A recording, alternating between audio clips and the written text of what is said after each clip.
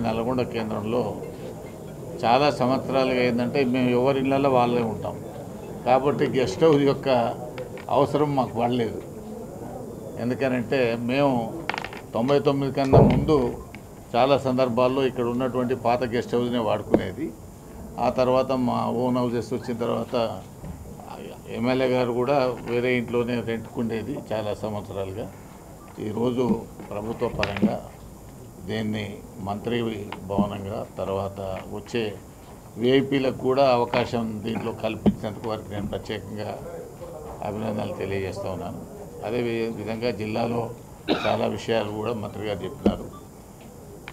రేవంత్ రెడ్డి గారి ముఖ్యమంత్రి గారి నేతృత్వంలో ఈ జిల్లాలో ఉన్నటువంటి పెండింగ్ సమస్యలు ప్రధానంగా ప్రాజెక్టుల విషయంలో ఒక ఇంపార్టెంట్ రోల్ను తీసుకొని మొత్తం కూడా వచ్చే ఈ 3 సంవత్సరాల్లో పూర్తి చేయాలనేటువంటిది చాలా సందర్భాల్లో వారు చెప్పారు. మంత్రులు ఉత్తమ్ కుమార్ రెడ్డి గారు కానీ వెంకటరెడ్డి గారు కానీ గౌరవ శాసనసభ్యులు కానీ దాని మీద ఒక ప్రత్యేకమైనటువంటి శ్రద్ధను పెట్టి ముందుకు పోతున్నటువంటి సందర్భం.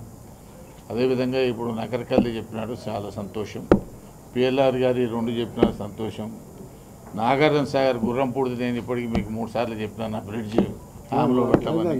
ఎందుకంటే గుర్రంపూడి బ్రిడ్జ్ అది నిజాం కట్టిన బ్రిడ్జ్, అది వెరీ నేరో బ్రిడ్జ్. ఒక వెహికల్ పోతే ఇంకో వెహికల్ రాదు. కాబట్టి దాన్ని ఖచ్చితంగా వెంటనే దాన్ని కూడా పనులు ప్రారంభించే విధంగా మంత్రి గారు చర్యలు తీసుకోవాలని చెప్పి నేను ఈ సందర్భంగా మనవి చేస్తూ, అదేవిధంగా గ్రీన్ఫీల్డ్కి సంబంధించిన రోడ్డు ఏదైతే హైదరాబాద్ టు అమరావతి అంటున్నారో అది నల్లగొండ మీదుగా పోయేటువంటి, అంటే జిల్లాలో మన జిల్లా నుంచి పోయేటువంటి విధంగా దాన్ని ఎక్కడో కార్నర్గా పోతే మనకు పెద్ద ఉపయోగం ఉండదు. మీరు ఆర్ఎండ్బి మంత్రిగా మీరు దాన్ని కూడా మీరు దృష్టిలో పెట్టుకోవాల్సినటువంటి అవసరం ఉంది. అదేవిధంగా మన దగ్గర 2 మీ ఊరికి పోయేది నా ఊరికి పోయేది రైల్వే ట్రాక్ల మీద ఆర్ఓబీసీ నిర్మాణం చేయాల్సినటువంటి అవసరం ఉంది. ఆ ప్రతిపాదనలు కూడా మీకు చాలా రోజుల నుంచి ఇచ్చినాము. ఆర్ఓబీలు అవి ఆ 2 కూడా అత్యవసరం. వచ్చిందానే రాజేశ్వరి గారు